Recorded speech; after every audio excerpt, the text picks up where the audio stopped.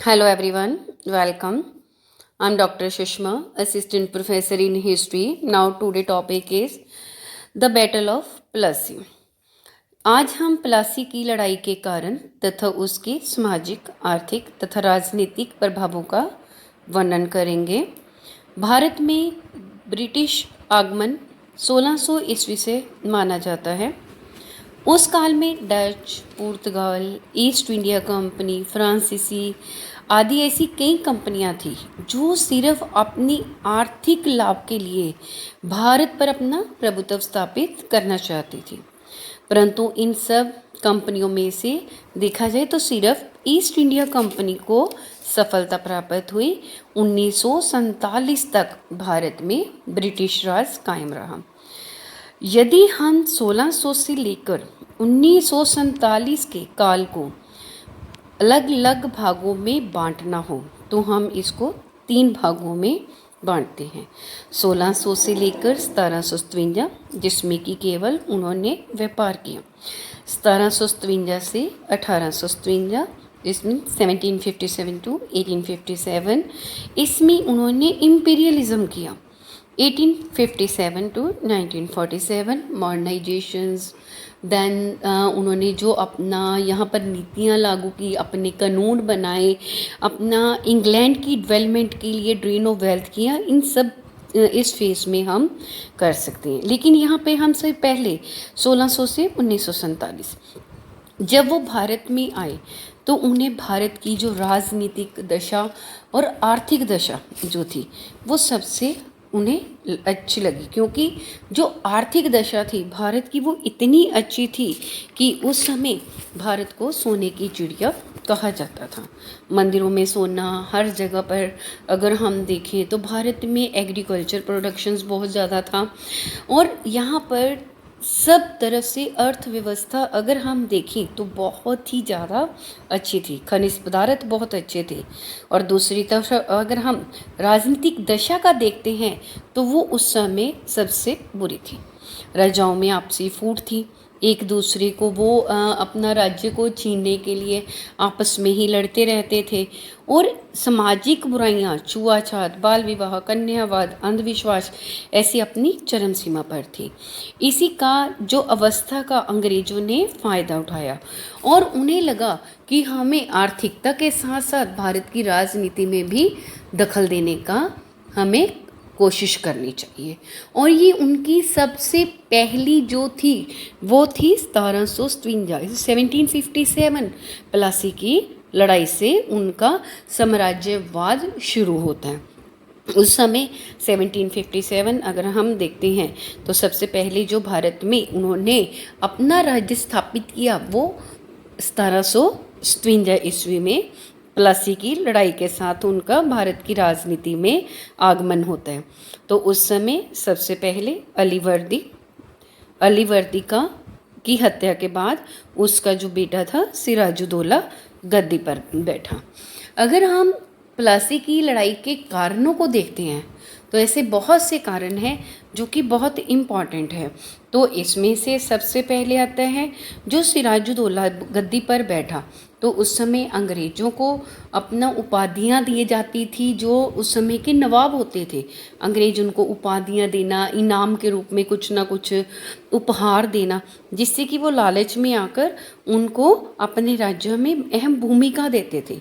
दूसरी तरफ civil war, जो गृह युद्ध होते थे, सिविल वॉर मीन्स गृह युद्ध, जो कि आपस में ही उस समय के जो मंत्री थे, हिंदू ये नेता थे, तो ये आपस में लड़ते रहते थे, जिसका कि अंग्रेज़ों ने फ़ायदा उठाया। उस समय उनको जैसे मीर जाफ़र का हम देख लेते हैं तो उन्होंने मीर जाफ़र को कहा कि तुम हमारा साथ दो, हम तुम्हें इतना पैसा, इतना कुछ उपाधियाँ, इवन तुम्हें हम भारत का राजा भी बना देंगे। यहाँ तक कि जो उस समय की हिंदू जनता थी वो इस्लाम के अगेंस्ट थी। मंत्री जो थे जगत सेठ, वो क्या था, वो भी क्या चाहता था, इस्लाम धर्म को ख़त्म करके वहाँ पर हिंदू राज लाना चाहता था। और इस सब चीज़ों का, चाहे वो सिविल वॉर थी, चाहे वो जनता का विरोध था, चाहे जो मंत्रियों का विरोध था, उन सब ने किसको हेल्प की, इन्होंने अंग्रेज़ों की हेल्प की। एक सबसे इम्पॉर्टेंट पार्ट आता है दस्तक। अब बताए what is the meaning of Dastak.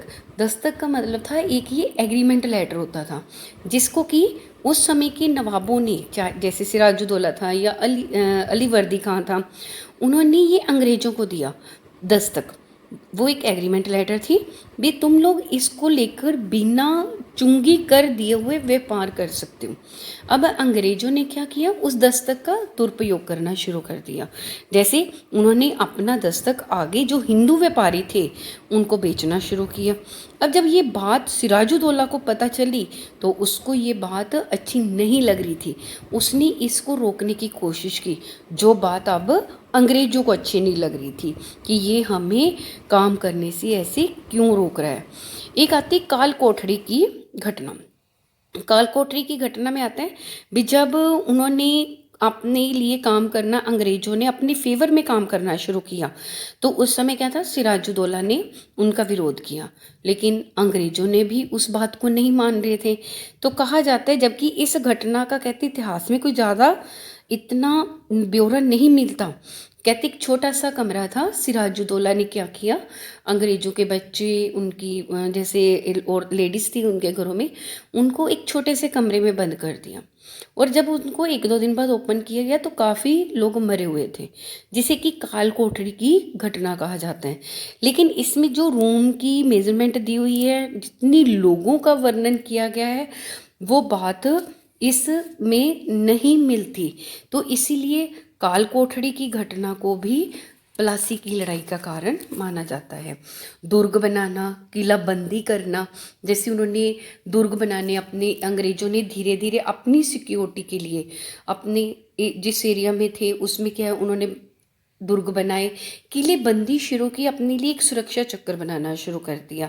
पर दूसरी तरफ उनको क्या था, सबसे ज़्यादा था अंग्रेज़ों को ये महत्वाकांक्षा थी, उनको ये उनका एक मोटिव था कि वो धीरे धीरे पूरे भारत पर अपना राज करना चाहते हैं। और वो राज कहाँ से शुरू हुआ, प्लासी की लड़ाई से। तो अब दूसरा एक जो मेन कारण आता है फ्रांसीसियों के विषय में, कहते अंग्रेज़ों को ये डर था कि अंग्रेज़ों की तुलना में अगर उस समय देखा जाए तो फ्रांसीसियों की स्थिति बहुत अच्छी थी। चंदन नगर, हुगली में उनके व्यापारिक केंद्र थे। लेकिन जब अंग्रेज़ों ने चंदन नगर पर आक्रमण किया और उसे अपने अधिकार में ले लिया, तो नेचुरली सिराजुद्दौला ने किसकी फेवर में जाना था, फ्रांसीसी कंपनियों की, क्योंकि उस समय अंग्रेज भी सिराजुद्दौला की फेवर में नहीं थे।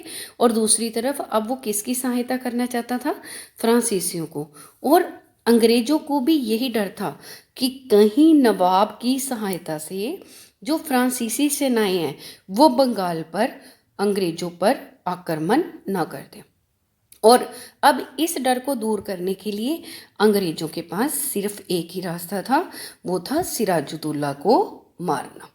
तो इसी कारण जो मीर जाफ़र था, अब उसने और भी ज़्यादा षड्यंत्र करना, सिराजुद्दौला के अगेंस्ट करना शुरू किया, ताकि उस जो अंग्रेज हैं उसको अगला राजा बना दें। तो इसी सब कारणों के कारण, जैसे उन्होंने हिंदू जनता ने विरोध करना शुरू किया हुआ था, उसके मंत्रियों ने विरोध करना शुरू हुआ था, दस्तक का बहुत ज़्यादा दुरुपयोग हो रहा था। इन सब कारणों के कारण तो 1757 में प्लासी नामक स्थान पर प्लासी की लड़ाई हुई। अब में इसमें क्या था, तकरीबन सिविल वॉर के कारण ज़्यादा लोग किसका साथ दे रहे थे, चाहे वो मंत्री थे, चाहे वो उनके घर के मतलब थे जो, वो भी अंग्रेज़ों का साथ दे रहे थे, हिंदू मंत्री, जनता। और जब सब तरफ से सपोर्ट इनडायरेक्ट रूप से अंग्रेज़ों को मिल रही थी, तो इसी कारण इस लड़ाई में सिराजुद्दौला की हार हुई और अंग्रेज़ों की जीत हुई। सिराजुद्दौला इस लड़ाई में मारा गया और अंग्रेज़ों को जीत मिली। अब इस लड़ाई का अगर हम रिजल्ट देखें, परिणाम देखें, तो ये अंग्रेजों की पहली विजय थी, जिसने कि अंग्रेजों को ये बता दिया कि हम आने वाले टाइम पर पूरा धीरे धीरे इस पूरे भारत पर अपना अधिकार कर सकते हैं। और उनका ये सपना पूरा हुआ पंजाब की जीत के बाद।